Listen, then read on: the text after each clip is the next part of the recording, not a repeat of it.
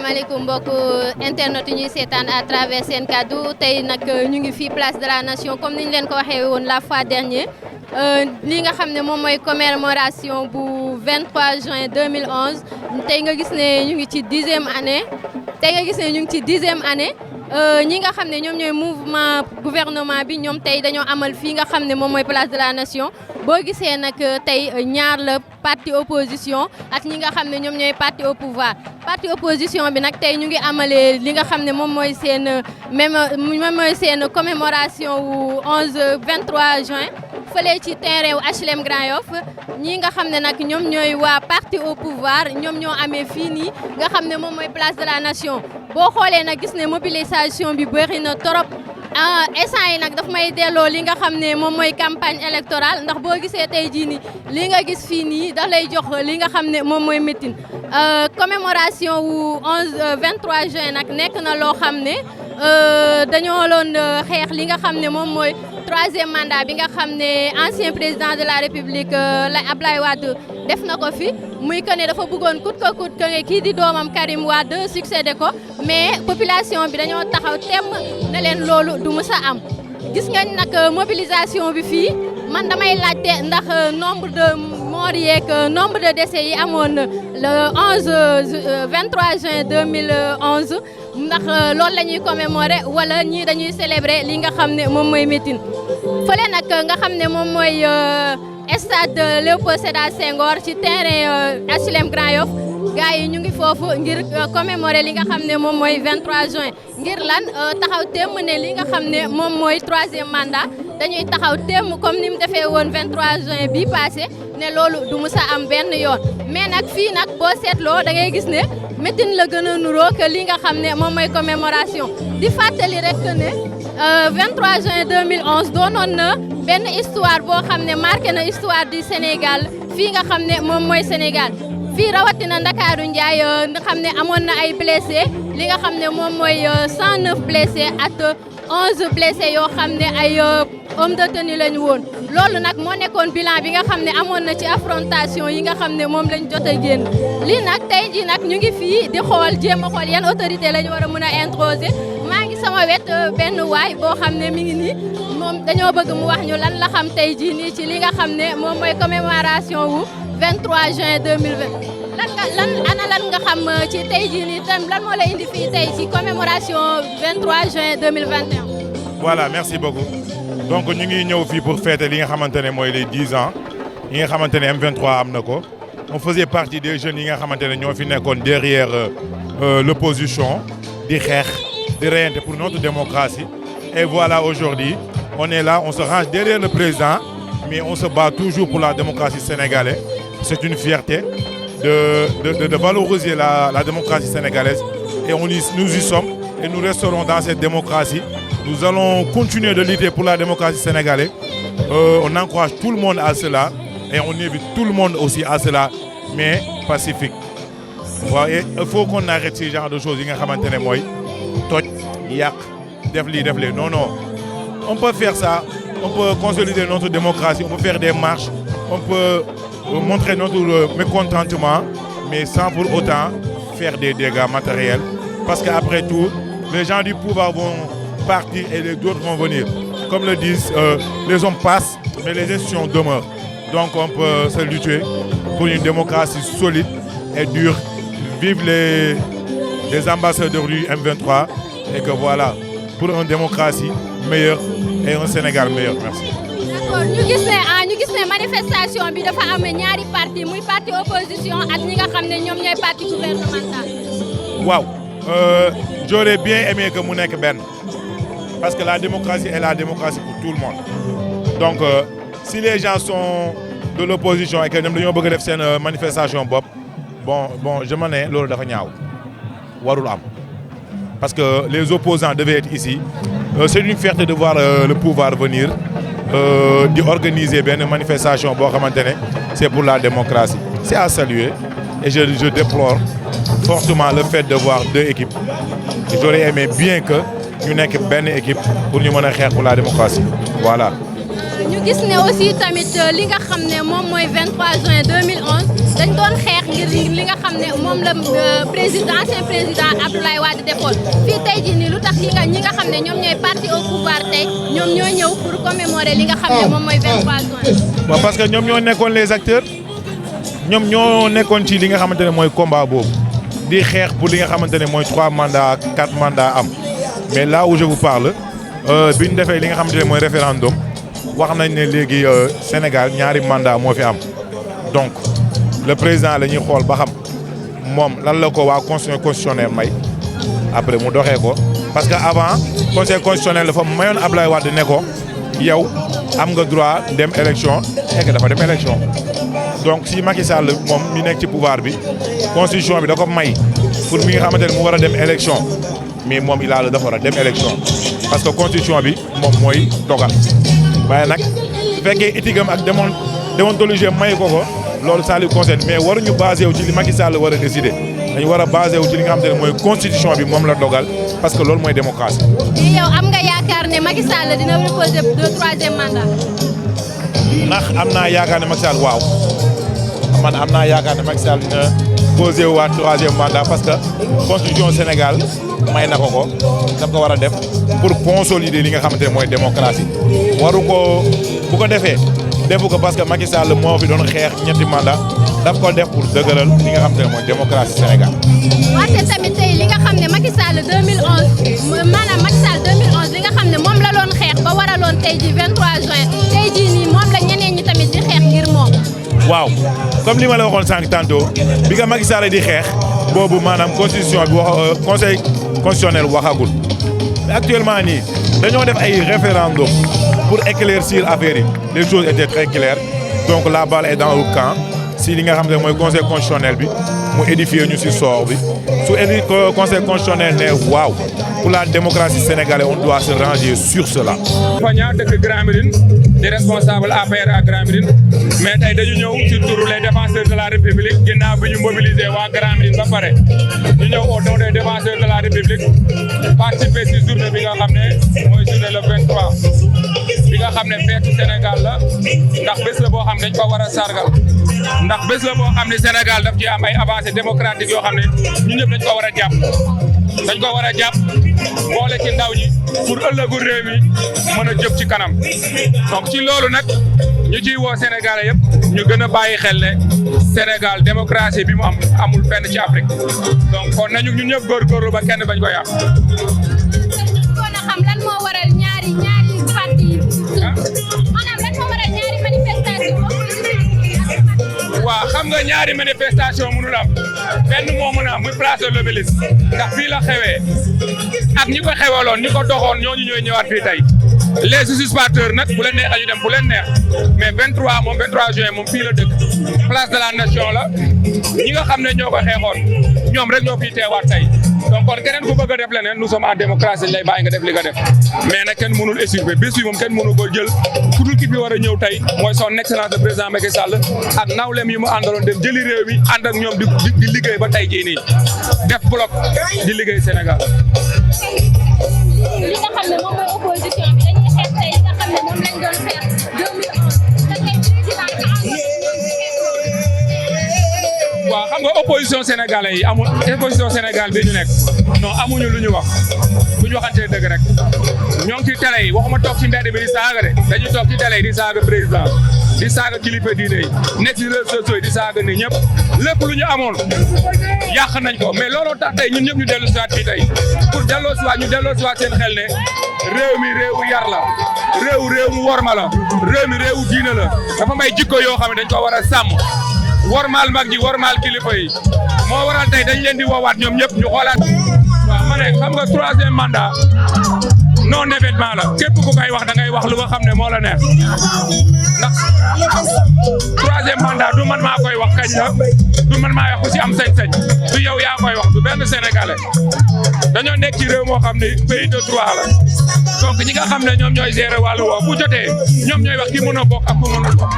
kon keneen ku ñuy wax rek ni du fitna nga ndax man su ma jàppee ne dafa war a bokk keneen jàpp ne warul bokk suñ ci waxee suñu xalaat rek dañuy indi fitna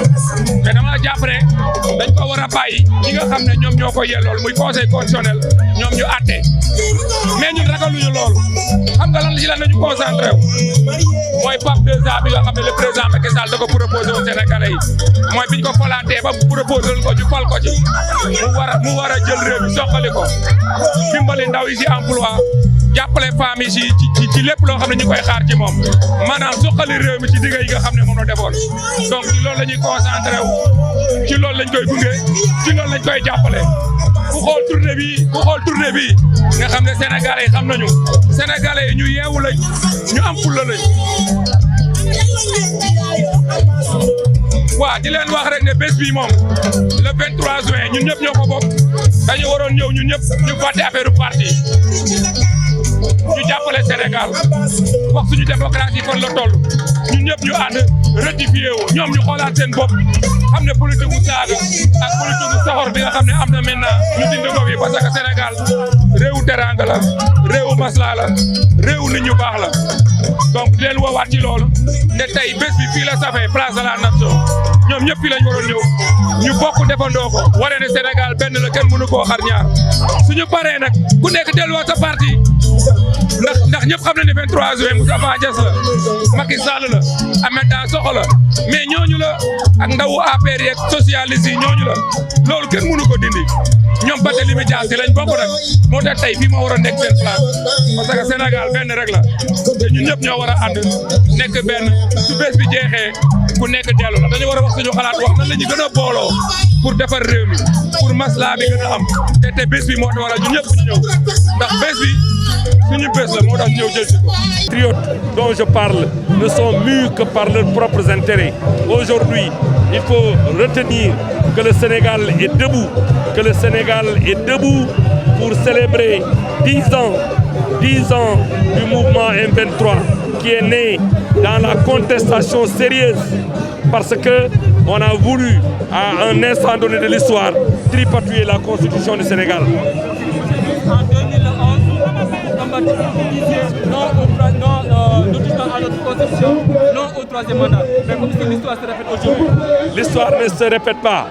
Je dis et je répète, l'histoire ne se répète pas. Aujourd'hui, il s'agit de fêter l'anniversaire du mouvement M23. Le mouvement M23, comme je l'ai dit tout à l'heure, est un mouvement né dans la contestation sérieuse. sooboon ci taxawaayu 23 juin muy bëgg démocratie sax yàkkaliku ànd ak jamono waaye ñu ormalante di diisoo ndax Sénégal am na tur boo xam ne nii ñëpp war nañ koo xam kenn waru ko fàtte muy lan le Sénégal est un pays du dialogue loolu moo tax toute génération confondue leader politique société civile artistes intellectuels simples citoyens nous devons dañu war a fexe ba li taxoon M23 am tey ñi gën cee wéy gën cee ŋooy ngir démocratie di yokku di ànd ak jamono di yàkkaliku waaye itam ñiy waxtaan ndax waxtaan mooy indi gindelikoo te réew mu mel ni Sénégal ak li ko dëgmal ci wàllu sécurité am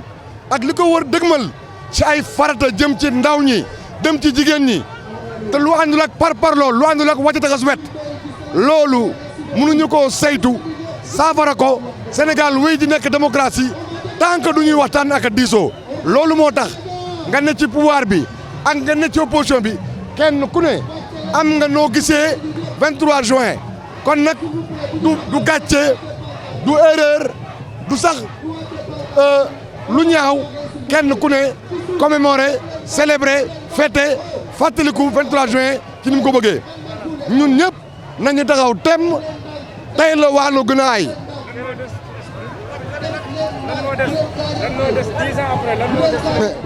mais li des mooy li ci ñun muy lan muy conviction yi gis-gis bi bëgg-bëgg bi ak intérêt réew mi tey la wàllu gën a ay. waaw yëg-yëg bi ñu am tey mooy benn regret bu ñu am parce que am na ay sénégalais yoo xam ne bokkoon nañ ci combat bi ñii nekk ay suñu camarades de parti ñii nekk ay concitoyens sénégalais te tey chance bi ñu am tey pour fêter les 10 ans ñoom amuñu ko donc dañ leen di ñaanal yàlla xare leen àjjana jéggal leen seen bàkkaar waaye itam ñu am xol bu sedd parce que M23 bu ñu koy fàttaliku c'est vrai bésu xeex la woon bésu combat la woon boo xam ne peuple bi moo ko porté woon loolu moo tax sax tey ñu takk suñu ay écharpe waaye itam bésu victoire de la démocratie la donc loolu moo tax tey ñu taxaw fii place de l'Obélisque pour fêter victoire boobu xam ne ñoom ñoo ko xeexoon ñun ñoo ko comme ni ñu koy waxee rek ñun ñoo sëggoon bëre kon tey ñun ñoo mën a taxaw fêter victoire bi. ñu gis ne fête bi nii tey jii nii muy 23 juin bi dafa am xaajaloo muy entre l'opposition ak ñi nga xam ne moom mooy parti au pouvoir. waaw tey gis nañu ne fête bi ñaar la am na ñoo xam ne dañu ànd ak l'opposition di ko xeex waaye yaakaar naa ne ñi nga xam ne ñoo sëggoon combat bi ñu ci ëpp ñu nga fii tey taxaw parce que xale yi nga xam ne dañoo amoon ay gaañ-gaañ ñii ñu door leen ñii ñu toroxal leen ñu ci bari ñu ngi fii damay wax nag ne combat victoire ka nga xam ne moo ko sëgg bëre ko moo ko mën a fêter te ñun ñoo sëggoon bëre ko ñun ñoo ko mën a fêter avec le peuple sénégalais. mais ñu gis ne aussi tamit parti opposition bi ñoom même li ñu doon xeex 2011 moom la ñuy xeex jusqu'à présent. non li ñu doon xeex 23 juin moom yaakaar naa ne keroog 23 juin faj nañ ko li ñu doon xeex moo doon lan moo doon réforme constitutionnelle boo xam ne dafay andi le quart bloquant comme ni ñu koy waxee maanaam ko am 25% gagné nga élection yi andi aussi le ticket ñu fal président fal vice président su ko neexee moom mu démissionné jox vice président bi vice président bu ko neexee mu démissionné daal di nommé beneen vice président donc loolu lañ doon xeex te yaakaar naa ne loolu le 23 juin 2011 balaa ngoon retiré nañ projet de loi bi am nañ ci satisfaction am nañ ci victoire. jërëjëf tey dañ fi ñëwoon fii ci place de l'Obélisque pour répondre à l'appel du peuple pour répondre à l'appel de la jeunesse parce que ñëpp xam nañ ne le 23 juin 2011 ndaw ñi ñoo génnoon peuple bee génnoon pour ne ñi fi nekkoon il faut arrêter le tripatouillage répété de la Constitution mais aussi ñu arrêter li nga xamante ne bëggoon nañ ko def c'est-à-dire bàyyi fi li nga xamante ne moo nekk benn tour bëggoon ko supprimer moo taxoon tey ñu jóg pour fêter li nga xamante ne c'était une victoire de la jeunesse mais victoire du peuple sénégalais ñoo ngi nag ñaanal ñi nga xamante ne jóge woon nañ fi xeexoon lii ba mu mën a am ñun ñëpp ñu bokk ci parce que fekk nañ ñu fi am na ñoo xamante ne nag ñoo ngi buggoo tey M23 mais wax dëgg yàlla ñëpp mën nañ seede ne le 23 juin ñoo ngi woon di dund wante jaralu leen woon ñu génn tey ci mbedd mi pour que xeexal peuple bi xeexal li nga xamante ne mooy sénégalais yi donc bu ñu jógee tey pour fêter li nga xamante ne journée boobu ñun rek ñoo ko war a mën a fêter ñi nga xamante ne fekke woon nañ ko ba pare jóg mu jaraloon leen jóg xeexal peuple bi xeexal sénégalais yëpp moo tax tey ñu jóg pour fàttali sénégalais yi effectivement le 23 juin victoire la woon pour le peuple mais surtout pour la jeunesse sénégalaise. bon suñu teewaay tey dañu ñëw pour màggal fukkeelu anniversaire du 23 juin le 23 juin 2011 ñun ñii ñoo fi daje woon di xeex ngir lu jëm démocratie kanam ngir lu jëmee république kanam ak ngir lu renforcer état de droit ñu ñoo fi daje woon fukki at ci ginnaaw ngir xeex pour wax Abdoulaye Wade ne ànduñ ci quart bloquant bi ànduñ ci dévolution monarchique du pouvoir ànduñ ci ticket présidentiel fukki at après ñu ñoo fi dajewaat pour wax ne les vrais acteurs du 23 juin sont là donc nanguwuñu récupération politique nanguwuñu aussi falsification histoire bi li ci gën a am solo tey moom mooy li taxoon ñuy xeex président mu ngi ci indi ay tontu ak ay saafara la preuve teg na ay mécanismes de dialogue comme ay conseil ay dialogue social teg na ay mécanismes de dialogue comme dialogue national bi ak dialogue politique bi yoo xam ne lépp lu soxal askan wi dañ koy waxtaane foofu juboo ci alalu réew mi tey dañ ko constitutionnaliser assemblée dañ yokk ay pouvoir am évaluation des politiques publiques yaa ngi dégg donc tey mun nañ ne république dafa yokku démocratie dafa yokku état de droit dañ ko gën a suuxal donc muy liggéey bu mucc ayib ñu ciy sant njiitu réew mi di rendre hommage sénégalais yi di rendre di masaw aussi ñi nga amoon ay jafe-jafe ku mel ni man par exemple. ñu gis ne tey ndaje bi dafa am ñaari parti ñi di parti ak opposition tey ban jàngat nga ci am. bon xam nga lu am solo mooy dañu nekk ci réew moo xam aussi dafa am ay droits yu consacré muy liberté d'association d'expression ku mu neex nga réclamer wala nga revendiquer 23 juin mais li am solo mooy acteurs yi 23 juin yi moo ñu daje fii tey ñoom ñoo fi daje woon xeex ku mel ni man jëlee fi ay jafe-jafe li taxaw ñuy xeex aussi ba tey ñi ngi ci te ñu ngi ciy indi ay tontu ak ay saafara ñoo xam ne nag ñu ngi woon fii seen i at may leen ñu bokk ci ay yëngu-yëngu bokkuñu ci esprit citoyen mayoon leen ñu bokkuñu ci ba tey ñuy def récupération politique ak falsification de l'histoire loolu duñu ko nangu loolu sénégalais yi duñu ko nangu loolu réew mi du ko nangu te kenn du ci ànd donc encore une fois loolu laa bëgg di ci ay leeral les vrais acteurs du 23 juin mooy ñi daje fii tey ñii ñoo doon xeex pour démocratie ñii ñoo doon xeex pour état de droit ñii ñoo doon xeex pour république te tey loolu yëpp mun nañ ne am na liggéey mucc ay buñ ci amal donc leneen lu waay woote da ngay nax sa bopp wala nga jaaxaan di def loola nekk. Nourou Niang nekk responsable APR Grand Yoff jiite aussi plateforme Booloo pour l'émergence ñëwoon fii tey célébrer li nga xamante ne moom mooy 23 juin bi nga xam ni at bu jot ñu jëmmal ko mu ñuy fàttali keroog bi nga xamante ne ñun ndaw ñi les jeunes filles sénégalais yi waa Dakar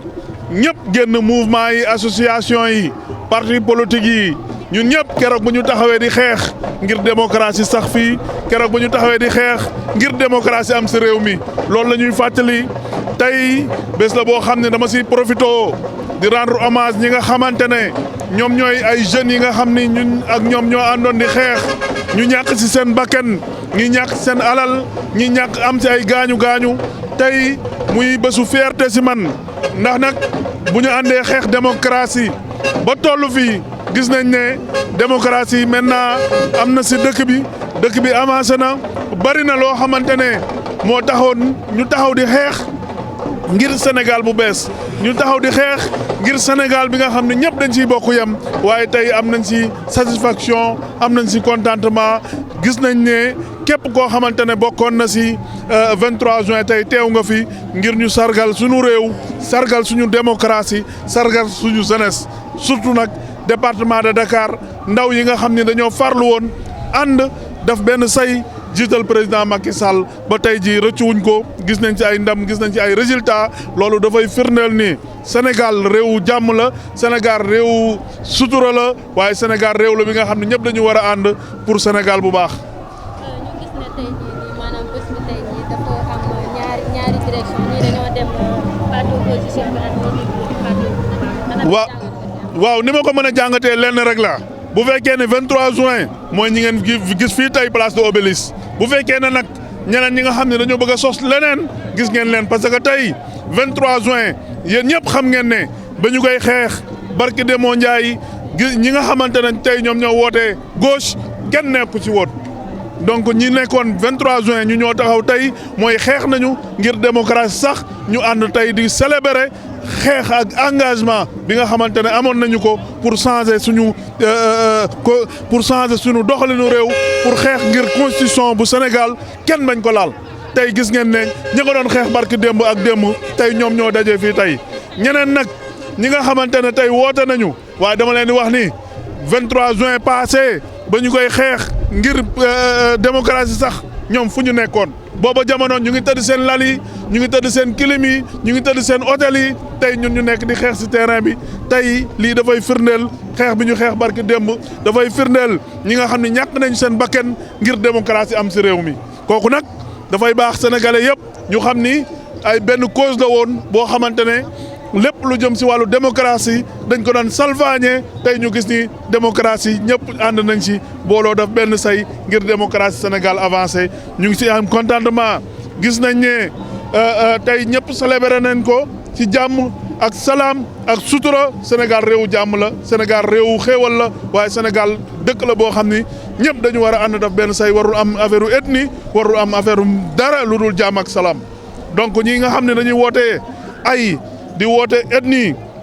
di woote ay musiba ci réew mi loolu sunu borom du leen ci seetaan ndax réew mi réewum jàmm la réewu Seydi Hadji Malick la waaye réewu Maam Borom Touba la réewu Seydi Imaamu Laay la réewu Baye Niass la et cetera réewu jàmm la. waaw buri yooyu ngay dégg ci commune bu Grand Yoff di sama commune ma juddoo fa yaroo fa màggee fa wolof nee na coow la sa tund teen ba ñi amul baag la dama ne boo dëkkul Grand Yoff juddoo Grand Yoff yaroo fa waa Grand Yoff xamuñu la da ngay essayer di def ay bruit pour ñu comprendre la mais ñun ñi fa dëkk di dugg ci kër yi di waxanteeg waa kër yi juddoo fa yaroo fa màggee fa jàngee fa foowee fa ñun dañuy bàyyi ba bésu élection yi ñu jóg tàllal loxo askan bi jox ñu parce que askan bi ñun ak ñoom ñoo dëkk te ñu ngi seeti woon te ñu ngi gisante waaye Samba booy Samba Sourabala yi nga xam ni élection ba élection la ñuy jóg ñëw yëkkati seen xaalis di ko fa tuur ngir population bi voté leen loolu passé nañ ko ñun Grand Yoff dinañu gis beneen xar kanam waaye Grand Yoff dinañu gis beneen engagement en tout cas suma candidature man Nourou Niang waa Grand Yoff ñoo ko sàkku te dinaa si ànd ak ñoom ngir Grand Yoff changé dinaa ànd ak ñoom ngir sécurité Grand Yoff dinaa ànd ak ñoom ngir éclairage public Grand Yoff dinaa ànd ak ñoom pour Grand Yoff assainissement bi ñu changé ko waaye dinaa ànd ak ñoom pour un Grand Yoff meilleur. waaye ñoo ko gisandoo lii lañ fi amoon tey fii nga xam ne moom mooy place de la nation ñu gis mobilisation bu takku parti maanaam kii bu nekk tey jii nii parti politique bu nekk ñëw na wane sa bopp ku nekk ci ñëpp ñi nekk ci gox bi tamit ñëw nañu wane sa bopp gis nañ ñoom maître El Hadj Diouf gis nañ ñi nga xam ne ñoom ñooy Abdoulaye Diouf Sarr ministre de la santé gis nañ ñeneen aussi tamit ku nekk ànd na ak sa mbooloo ànd ak sa ñi nga xam ne ñoom ñooy sa askan ñëw féete ñëw fii nga xam ne moom mooy commémoration wu 23 juin bi ñu gis ne nag commémoration bi dafa méngoo trop at li nga xam ne moom mooy mitin ndax aussi tamit nga gis gox bu nekk sol nañ ay t-shirt sol ay cap pour li nga xam ne moom mooy commémoration bi man nag ci li ma gën a gis sunu jàngat bu gëpp at li nga xam ne moom la ñu introsé ñi nga xam ne ñoom ñooy homme politique yi li ñu wax leer na nee nañ ñoom ñoo porté woon combat bi lii di 23 juin ñoom ñoo xeexoon affaire bi ngir ñu am ndam tey wane nañ ko parce que dañoo bëgg lenn lu dul nag li nga xam ne mooy commémorer 23 juin bi nga xam ne tiis la woon at naqar ci fii nga xam ne moom mooy Sénégal marqué na histoire du Sénégal def nañ fi jaloore boo xam ne ànd ki nga xam ne actuellement moom mooy président de la République son excellence monsieur Macky Sall moom moo xeex combat boobu tey nag ñu gis ne opposition bi aussi tamit boo xoolee sunu naataangoo yi ñu fa bàyyi aussi tamit wane nañ ne foofu tamit def nañ fa mobilisation bu takku